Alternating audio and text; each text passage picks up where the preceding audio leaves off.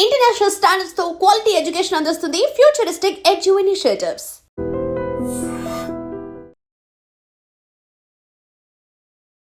Hi ma'am. Hi Manjusha గారు. మీ way of talking లో మీ positivity, మీ energy levels peak. Okay, కొంచెం house పంపించండి. అవునా? ఓకే. సో మా ఆర్తి గారు ఏం చేస్తుంటారు? నేను హౌస్ వైఫ్, ఎప్పుడు హ్యాపీగా. నా ఇద్దరు డాటర్స్ యుఎస్ లో ఉంటారు. సంతూర్ మమ్మీ మీరు. భరణి సార్కి మీకు మధ్య ఇంతకన్నా ఇంత స్ట్రాంగెస్ట్ బాండింగ్ ఉంది అని నేను విన్నాను. యా, అన్న చాలా నాటి. చాలా మంది ఇప్పుడు అనుకున్నారా లాకెట్ అది పట్టుకెళ్లారు, ఎందుకు అలా పట్టుకెళ్లారు, సూట్ కేసు లో పెట్టుకెళ్ళచ్చు కదా, ఇది పట్టుకెళ్ళచ్చు కదా అని. పాకెట్ లో ఏంటి స్పెషల్? 2 o'clock షూట్ నుంచి వచ్చినా కూడా అమ్మ దగ్గరికి వెళ్ళిపోతాడు ముందు. సార్ విషయంలో ఇప్పటికీ కూడా సార్కి ఎక్స్ప్రెస్ చేయకుండా సార్ కోసం మీరు బాధపడిన సందర్భం కొట్టేసి నువ్వు ఎందుకు చెప్పలేదు నాకు అని గొడవ అని నాతో గొడవ పడ్డాడు. 2 years నేను అస్సలు మాట్లాడలేదు. ఇంకా ఈ మధ్య కాలంలో బాగా ఎమోషనల్ అనిపించింది ఏంటి? చూడగానే భరణి సార్ తలుచుకోగానే మీకు ఏడుపు వచ్చేస్తుంది. ఈ రివ్యూవర్స్ ఏవో రాసి రిప్స్ ఇరిగిపోయాయని, రిప్స్ కి బ్రేక్ అయిపోయాయని. అసలు ఆ బాండింగ్ ఏదైనా ఫాదర్ అండ్ డాటర్ చాలా నేను అనుకున్నాను అప్పుడు, నిజంగా నాకన్నా అది వెళ్ళడమే చాలా మంచిది. జాగ్రత్త డాడీ, అసలు చూడలేకపోయినా ఆ రోజు.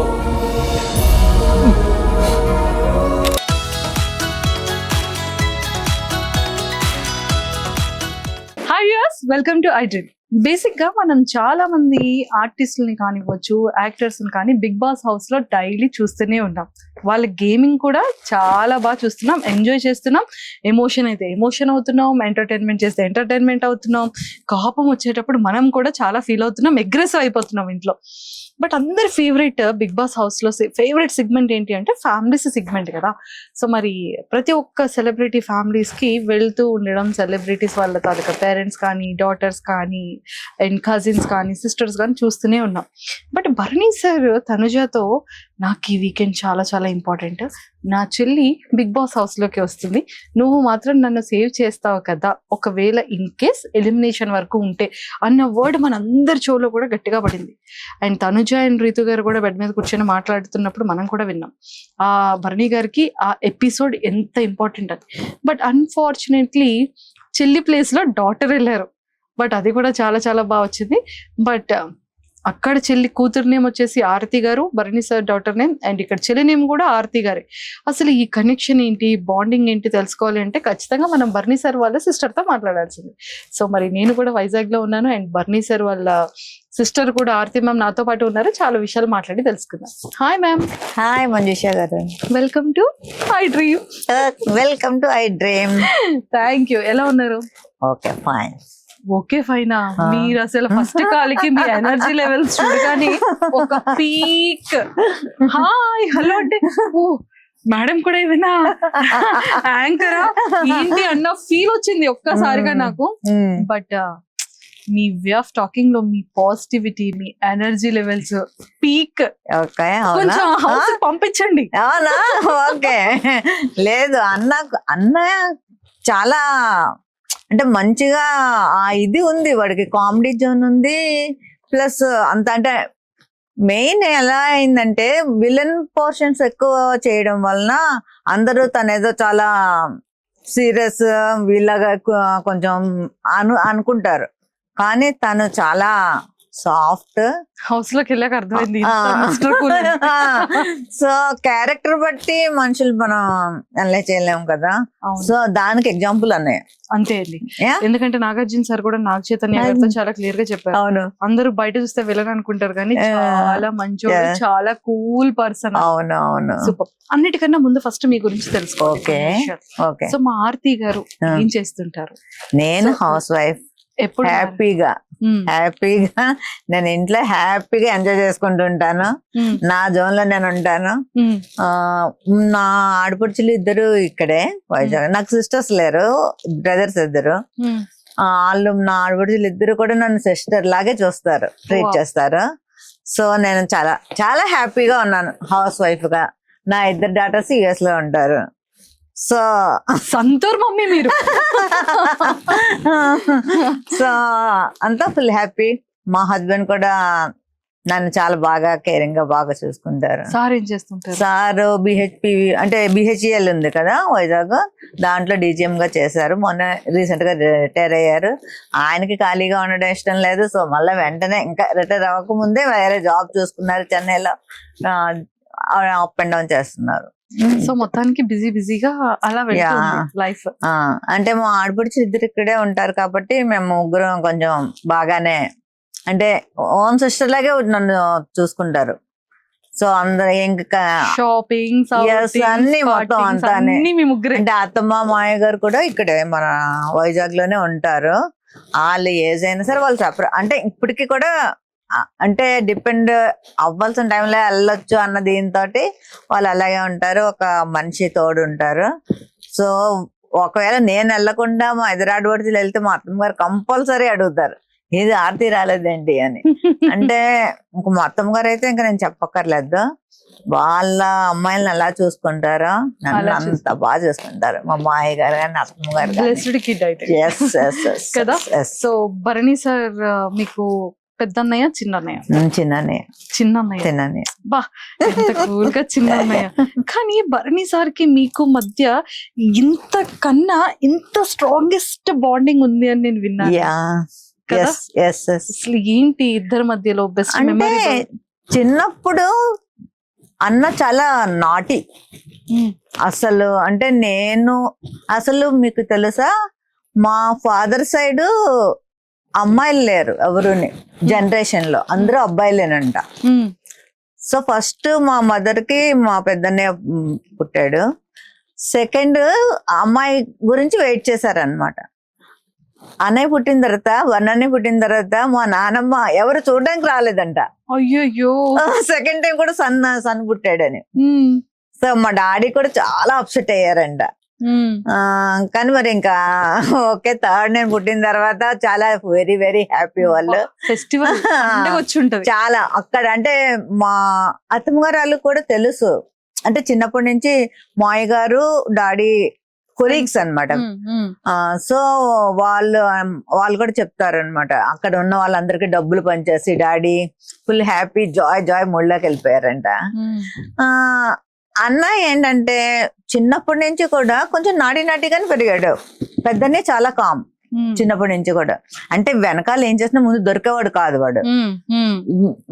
వీడు చిన్న ఏంటంటే ఫస్ట్ ఆఫ్ ఆల్ ఏం చేసినా ముందు దొరికిపోయేవాడు. దొరికిపోయి ఫుల్ మా అమ్మతోటి.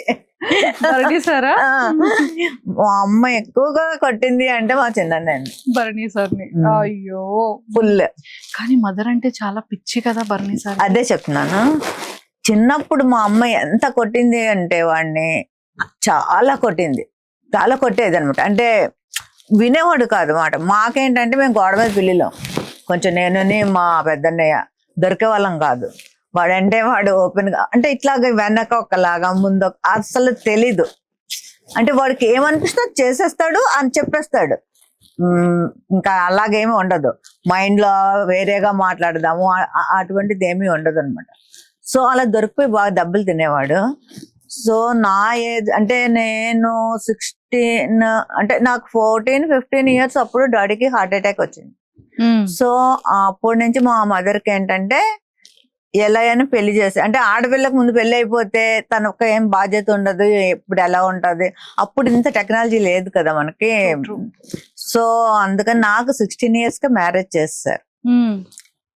19 years కి నాకు 2 kids పుట్టారు. వాళ్ళిద్దరే ఉండేవారు.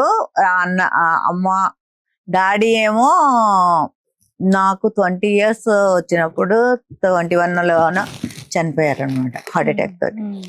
అప్పటి నుంచి అమ్మ భరణితోటే ఉంది. వాళ్ళిద్దరే ఉండేవారు. మేము మధ్యలో వెళ్ళేవాళ్ళం. పెద్దనే ఏమో జాబ్ కి వేరే చోట ఉండేవాడు. సో చిన్ననే దగ్గరే ఉండేవాడు. అంటే వాడు ఎంత దెబ్బలు తిన్నాడో ఆ ఫుల్ రెస్పాన్సిబిలిటీ వచ్చేసింది వాడికి. ఇంకా తర్వాత అంతా ఇంకా చూడాలి అమ్మని, ఇంకా ఇది నార అని. వాడు ఎలా అంటే ఇంకెలా మారిపోయాడంటే, అంటే బయట వాళ్ళు ఎవరైనా వస్తే అమ్మను సరిగ్గా చూసుకోరేమో అని చెప్పి మా మేనమామ అమ్మాయినే చేసుకున్నాడు. ఓకే. ఆ, సార్ సొంత అత్త కూతుర్ని సొంత పెళ్లి మా మేనమామ వాళ్ళ, అంటే తనైతే కొంచెం కేరింగ్. అలాగే తను ఎంత బాగా అంటే ఎక్కడ ఇంక నేను చూడలేం. ఇంకా బర్నీ సార్ ఏ టైంకి 2 o'clock వస్తే 2 o'clockకి లెగిచి అప్పుడు అంటే ఫోన్ చేస్తాడు మరి షూట్ అయినప్పుడు, నేను బయలుదేరాను వస్తున్నానంటే అప్పుడు వేడివేడిగా చేసి పెడుతుంది. ఓ వెరీ వెరీ అంటే ఇంకా అసలు నేను చెప్పలేను. మేమందరం బ్లెస్డ్. ఆ అమ్మాయి మా ఇంటికి నిజంగా మేము చేసుకోవడం, మా మాయ కూతురు అయినా సరే గొప్ప చెప్పుకోవడం కాదు, నిజంగా చాలా మంచి అమ్మాయి. అమ్మనైతే ఇంకా పూలు అంటే అందుకే మేము ఇప్పుడు మా ఇంటికి వస్తుందా రమ్మంటాం. అంటే అంటే అన్నయ్య దగ్గరికి పెద్దన్నయ్య దగ్గరికి వెళ్ళడానికి అవ్వదు, షార్జా కదా, సో ఫ్రీక్వెంట్ గా వెళ్ళడానికి అవ్వదు. నా దగ్గరికి రమ్మంటే ఇంకా అలా చెప్తూ ఉంటే వస్తుంది. వచ్చిన ఒక 5 days నుంచే మొదలు పెడుతుంది. అంటే రోజు అన్నితో మాట్లాడుతుంది. 5 days నుంచి బాబు ఎప్పుడు వస్తావు తీసుకెళ్ళడానికి అనుకొని మా ఇంట్లో అసలు కదలక్కర్లేదు, టీవీ అన్ని పనమ్మాయి అలా కూర్చున్న చోటికి తీసుకెళ్ళి పెడుతుంది. అయినా సరే తనకి మా చిన్నన్నయ్య దగ్గర ఉంటేనే చాలా కంఫర్ట్ గా ఫీల్ అవుతుంది. అంత ఆ జోన్ లోకి వెళ్ళిపోయారు వాళ్ళు. ఇప్పుడు కూడా మేబీ చాలా మంది ఇప్పుడు అనుకున్నారు లాకెట్ అది పట్టుకెళ్లారు, ఎందుకు అలా పట్టుకెళ్లారు, సూట్ కేసులో పెట్టుకెళ్ళచ్చు కదా, ఇది పట్టుకెళ్ళచ్చు కదా అని చాలా మంది అన్నారు. అన్నయ్య ఎప్పుడు కూడా అమ్మని ఏదైనా షూట్స్ ఉన్నప్పుడే వదిలి వెళ్తాడు, లేకపోతే అస్సలు వదలడు. వెళ్ళినా కూడా రోజుకు ఒక 10 సార్లైనా ఫోన్ చేస్తాడు, అమ్మ ఏం తిన్నది అంటే మా వదిన శిరీష. నాకు అదే తెలిసింది ఏంటంటే ఎవరికి పిల్లలకి గానీ వైఫ్ కి గానీ కాల్ కూడా చేయరు, అమ్మకి మాత్రం మధ్యాహ్నం గానీ నైట్ గానీ అమ్మ నువ్వు తిన్నావా అని ఫోన్ చేస్తా. అమ్మ కానీ ఎత్తకపోతే ఇంకంతే. మా శిరీష తన పేరు, మా అన్నయ్య వైఫ్ పేరు. తనకి ఫోన్ చేసి అమ్మ ఏం చేస్తుంది, ఫోన్ తీయలేదేంటి, ఒకసారి అంటే నిద్రపోయినా కూడా ఒకసారి 2 o'clock షూట్ నుంచి వచ్చినా కూడా అమ్మ దగ్గరికి వెళ్ళిపోతాడు. ముందు వెళ్ళిపోయి అమ్మ పడుకుంటే ఒకసారి వెళ్ళి హగ్ చేసేసుకొని ముద్దు పెట్టుకుని అప్పుడు వెళ్ళి పడుకుంటాడు. అంత కేరింగ్, చాలా కేరింగ్. ఫుడ్ విషయంలో కూడా చాలా తనకి అలా చెప్తూ ఉంటాడు, ఇది తినొద్దమ్మా అంటే కొంచెం ఏజ్డ్ అయింది కదా, నువ్వు ఉండాలి మాకు ఎంత వీలైతే అంతకాలం అన్నట్టు. అంటే నేను చాలా తక్కువ మందిని చూస్తాను అలా. అంటే ఇప్పుడు చాలా మంది జనరేషన్ చూస్తున్నాం కదా మనం. నన్ను కూడా అంటే మా డాడీ చనిపోయిన తర్వాత నాకు డాడీ చనిపోయారన్న ఇది ఎప్పుడు కనపడలే. నా 2 brothers నాకు బోల్స్ లాగా నించున్నారు, 2. చాలా సపోర్ట్ నాకు. అసలు కోవిడ్ టైంలో నాకు సర్జరీ చేయవలసి వచ్చింది. సెకండ్ టైం కాదు, ఫస్ట్ అక్టోబర్లోనే. కోవిడ్ కదా, అప్పుడు ఎవరు రావడానికి అవ్వదు, ఏమి చేయదు. నేను కూడా వద్దు అని చెప్పా, పర్లేదన్నా వద్దులే ఇంకా అసలు అలా ఎలా చేయించేసుకుంటావు, ఎవరు లేకుండా నువ్వు హాస్పిటల్లో ఎలా సర్జరీ చేయించేసుకుంటావు, ఏం లేదు ఏమైనా పర్వాలేదని. తనకి షూట్స్ ఉన్నాయని అమ్మని తన వైఫ్ని కార్లో ఎక్కించి మళ్ళీ వాళ్ళకి ట్రైన్లో అది అయితే మళ్ళీ ఏమైనా అవుతుంది కార్ బుక్ చేసి పంపించి నా దగ్గర ఉంచాడు. ఉంచి నేను అన్ని అంటే కొన్ని మర్చిపోలేము. రోజు నాతో మాట్లాడతాడు, కంపల్సరీ మాట్లాడతాడు. నా టోన్లో చిన్న డిఫరెన్స్ ఏమైనా కనిపించినా వెంటనే ఏమైంది రా అంటాడు. తెలిసిపోద్ది, నా టోన్ తెలిసిపోద్ది వాడికి. ఏం లేదు బాగానే ఉన్నాను అంటే కాదు చెప్పు అంత, అంటే ఏమైనా చెప్పే వరకు వదలడు అనమాట. అంత ఎస్. తను మెంటాలిటీ కూడా అంతే. చిన్నప్పటి నుంచి కూడా ఫ్రెండ్స్ తోటి, ఇప్పుడు మేమందరము డాడీకి అలా ట్రాన్స్ఫర్లు అయ్యేవి కదా, సో చోడవరంలో ఎక్కువ కాలం. వాడి ఫ్రెండ్స్ అందరూ మా ఇంటి దగ్గర ఫుడ్ తినేవారు. అసలు డాడీ కూడా ఇంకా చాలా ఎంత కొట్టేవారో, మళ్ళీ అంత మా ఇద్దరు అంటే అన్నని నన్ను కాదు, వాడిని పట్టుకుని హక్ చేసుకుని కాల్ మీద కాల్ వేయించుకుని పడుకునేవారు డాడీ.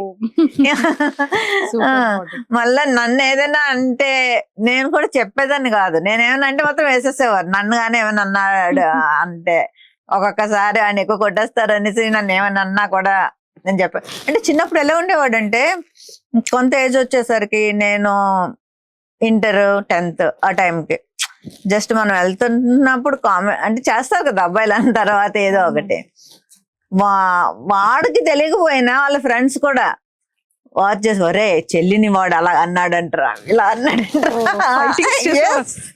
వెంటనే ఇంకా నేను అందుకని చెప్పేదని కాదు ఇంట్లో వాడు వెళ్ళి వాళ్ళతో ఏం తగులేదు వాళ్ళు ఏదో కామెంట్ చేసుకుంటారు ఓకే వదిలేవచ్చు కదా అన్నట్టు నేను చెప్పేదాన్ని కాదు. పుట్టి పెరిగిందంతా వైజాగ్. పుట్టి పెరిగింది నేను పుట్టింది అంటే డాడీ ట్రాన్స్ఫర్లే కదా.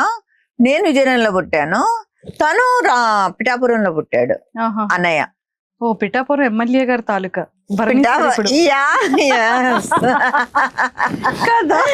అవును అవునవును వెరీ వెరీ నైస్ అన్నాళ్ళు. ఇప్పుడు సార్ సార్ పిఠాపురం తాలూకా ఎమ్మెల్యే గారి తాలూకా కదా మీరు? అవును పిఠాపురంలో పుట్టాడు డాడీ, పిఠాపురం. సో అక్కడ పుట్టాడు అన్నయ్య. నేనైతే విజయనగరంలో పుట్టాను. చిన్నతనం అంతా చాలా బ్యూటిఫుల్ ఉంది మ్యామ్. చిన్నతనంలో అంతా ఇట్లాగే అంటే ఇలాగే ఉండేది. అంటే కొంచెం అగ్రెసివ్ గా ఉండేవాడు ఎప్పుడోనే.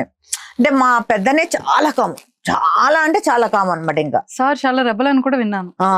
బాగా అసలు అంత రెబల్ ఇప్పుడు ఎంత సాఫ్ట్ అయిపోయాడు అంటే నేనే నమ్మలేకపోతున్నాను అసలు.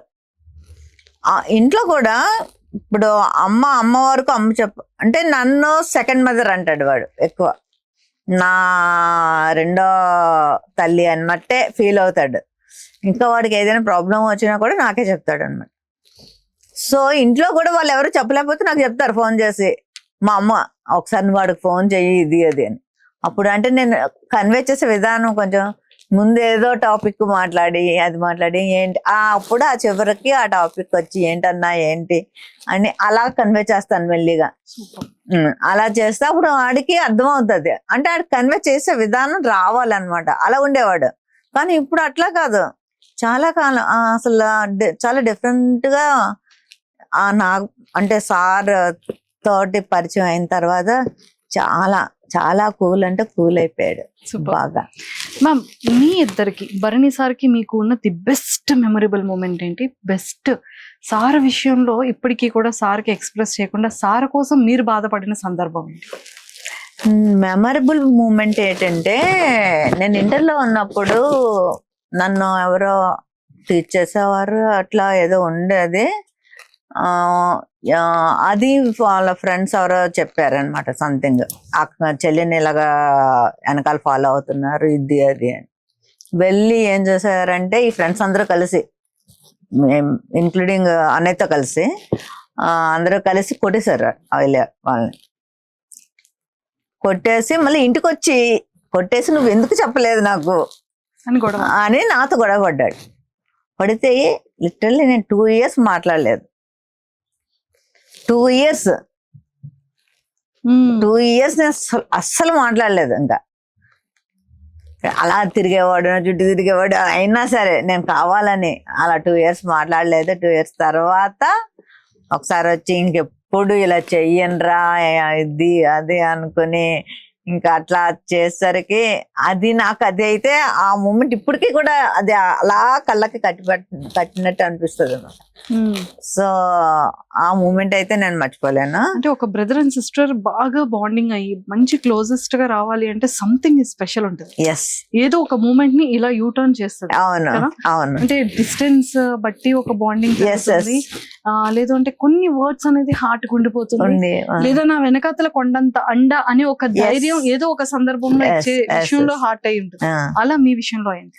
అలా ఇప్పుడు ఇది అయింది కదా. తర్వాత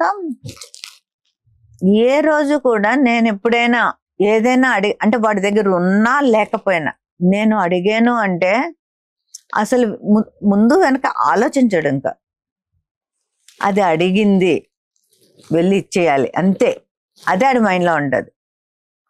ఎలా అయినా సరే ఆడి దగ్గర ఉన్నా లేకపోయినా వెంటనే పంపించేస్తాడు అన్నమాట. అది నేను అసలు ఎవరి దగ్గర కూడా నేను అంత అంటే నేను చాలా ఫ్రీగా ఉండగలను. మ్యారేజ్ అయ్యి వచ్చేసినా కూడా నేను ఇప్పటికీ కూడా నాకు ఇట్లాంటి బ్రదర్స్ దొరికారు అన్నది మాత్రం నాకు ఇద్దరుని సో అంటే ఆ పెద్దన్నయ్య ఎక్కువ మాట్లాడు కామ్ కాబట్టి తను ఫోన్ చేయడు. చిన్నన్నయ్య మాత్రం రోజు ఫోన్ చేస్తాడు.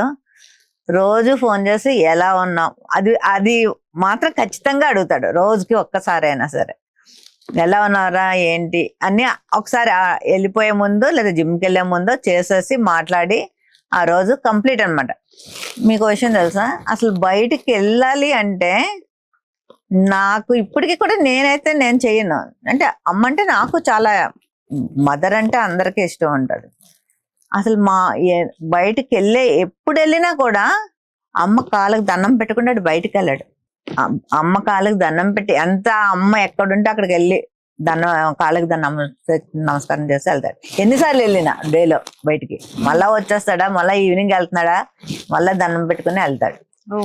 సో ఆ లాకెట్ లో అది అంటే అందరూ వేరేగా అనుకున్నారు. నాకు తెలుసు అది ఎందుకు అంటే అప్పటి వరకు నాకు తెలియదు ఆ లాకెట్ పట్టుకెళ్తున్నాడు అన్న విషయం. అలాగా నాకు అసలు స్పెషల్ ఏమిటంటే అదే నేను చెప్తున్నాను. ఇప్పుడు అమ్మను వాడు అన్ని రోజులు అలా విడిచిపెట్టి ఉండలేదు. అంటే ఎక్కడికి వెళ్ళినా ఫోన్ లో కాంటాక్ట్ మాట్లాడేవాడు. ఫోన్ లో మాట్లాడతాడు. ఇక్కడ దీంట్లో బిగ్ బాస్ లోకి వెళ్తే అది ఉండదు కదా వాడికి. సో అమ్మను వదిలేయాలన్నది చాలా పెద్ద వాడికి ఇది. అంటే షూటింగ్లకి వెళ్ళినప్పుడు వెళ్ళాడు కానీ ఫోన్ లో మాట్లాడేవాడు తనతోటి. ఇప్పుడు అది కూడా ఉండదు కదా. సో అమ్మ రెస్పెక్ట్ అన్నమాట. అది ఒక సూట్ కేసు లో పడేసేది కాదు. తనకి ఆ వాల్యూ అదే గురువు గారికి కూడా తను ఇచ్చే వాల్యూ ఆ రెండిట్లోనే అది ఉంది. సో దాన్ని ఆ సూట్ కేసులో అంటే అమ్మని సూట్ కేసులో నేను పెట్టి పట్టుకెళ్ళిన ఆ ఫీలింగ్ తోటి వెళ్ళాడు అనమాట. సో అది వేరేగా అనుకున్నారు అందరూ. నాకు తర్వాత నాకు అర్థమైంది. నేను కూడా నాకు తెలియదు అసలు బిగ్ బాస్ లోకి వెళ్తున్నాడని. వెళ్ళి ముందు రోజు చెప్పాడు అంతే, ఎవరికి చెప్పలేదు. ఆ లాకెట్ కూడా నేను స్టేజ్ మీద చూసాను. అసలు ఇట్లా పట్టుకెళ్తున్నాను అసలు ఏమీ లేదు, మాకు ఏమీ తెలియదు. స్టేజ్ మీద నేను చూసి అంటే నేను అలా ఫీల్ అయ్యాను. అంటే మిగతా వాళ్ళకి ఆ బాండింగ్ తెలియదు కాబట్టి అదేంటి ఆ లాకెట్ ఏ సూట్ కేసు లో పెట్టి ఇప్పుడు ఆ లేడీస్ అందరు తెచ్చుకోలేదా, ఇట్లా పట్టు రావచ్చు కదా, దాన్ని ఒక ఇది చేశారు ఇది అన్నట్టు ఫీల్ అయ్యారు. కానీ నాకు అర్థమైంది ఏంటంటే అమ్మని అలా పెట్టి తేడం వాడికి ఇష్టం లేదు. మెయిన్ తనతోటి తెచ్చుకుని తన దగ్గర అది వెళ్ళిపోయిన తర్వాత అమ్మ తన ఇది కూడా గేమ్ డౌన్ అయింది. సో కొంచెం అది కూడా నాకు అనిపించింది. ఓకే దీని గురించి పట్టుకెళ్ళాడు అన్న ఇది, అంటే అమ్మ నాతో ఉన్నది అన్న ఇది తనకి. ఇప్పటికీ కూడా అమ్మనే మేము ఎంత బాగా చూసినా తనంత ఇది మేము చేయలేమేమో అనిపిస్తుంది. ఈ మధ్య కాలంలో బాగా ఎమోషనల్ అనిపించింది ఏంటి? చూడగానే బర్నీ సార్ తలుచుకోగానే మీకు ఏడుపు వచ్చేస్తుంది. ఆ కైండ్ ఆఫ్ మూమెంట్ ఏంటి? నాకు అసలు అన్న ఎప్పుడు ఇట్లా మన బిగ్ బాస్ లో అయింది. ఆ రోజు నేను చాలా చాలా అంటే చాలా నాకు అసలు అంటే ఏమైందో ఏం తెలియట్లేదు. ఆ రోజు వాళ్ళ పాపకి నేను ఒక ఎన్ని టైమ్స్ అంటే 100 times చేస్తుంటాను ఆ డేలో. నాకు అసలు అంటే అసలు ఏం జరిగింది, ఈ రివ్యూవర్స్ ఏవేవో రాసి రిప్స్ విరిగిపోయాయని, రిప్స్ కి బ్రేక్ అయిపోయాయని ఇలా వస్తుంటే అక్కడ కూడా హాస్పిటల్లో ఉన్నారని చెప్తుంది తను. అంటే అంతసేపు అన్ని అవర్స్ అంటే టెస్ట్లు ఏంటి ఇవేంటి, నాకు నిజంగానే చాలా ఏదో అయిపోయింది అనేసి అది మాత్రం నేను నా లైఫ్ లో నాకు చాలా ఆ రోజు తలుచుకుంటే చాలా భయం వేస్తుంది ఇప్పటికే కూడా. ఎందుకంటే ఎప్పుడు అన్నయ్యని అలా నేను చూడలేదు. అలా అంటే ఆ ఫేస్ ఎప్పుడు కూడా మాకు హెల్త్ గురించి నాకు మా అన్నకి ఇద్దరికి కూడా ఎప్పుడు అదే చెప్పాడు.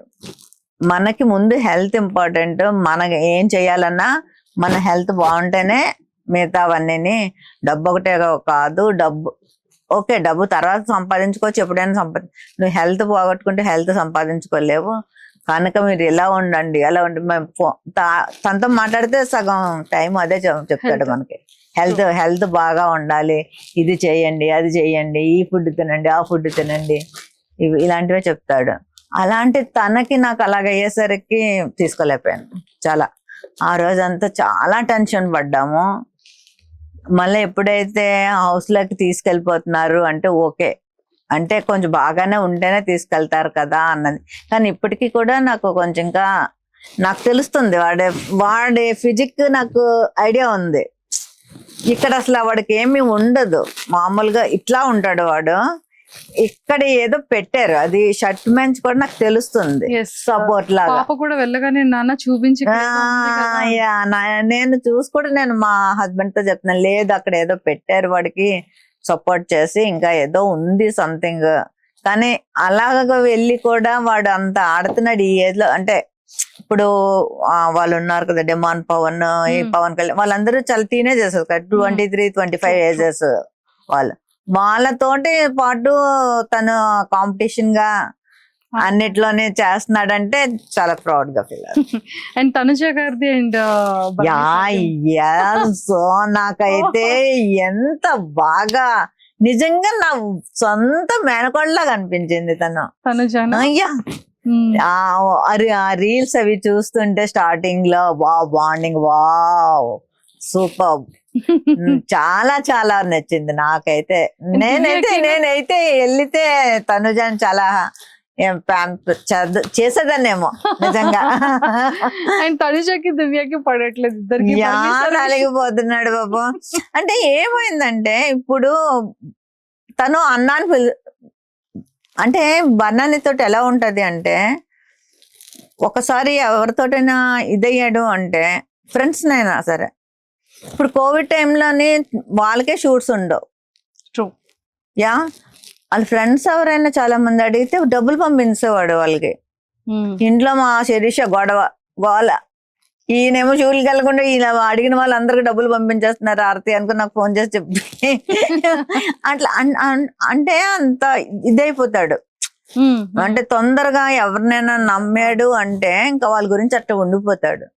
సో ఎప్పుడైతే ఆ అమ్మాయి అన్నాన్ని పిలుస్తుందో, సో ఒక సిస్టర్ అనే తెలుసు, వాడు బయటకు వచ్చిన తర్వాత కూడా తెలుసు ఇది నెగిటివ్ అవుతుంది సంథింగ్ ఏదో.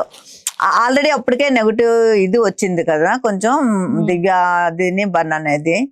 బయటకు వచ్చాక తెలిసినా కూడా లోపలికి వెళ్ళాక మీకు నామినేషన్ కి పంపించారు కదా అన్నని, అప్పుడు ఆ రోజు మాట్లాడలేదు దివ్యతోటి.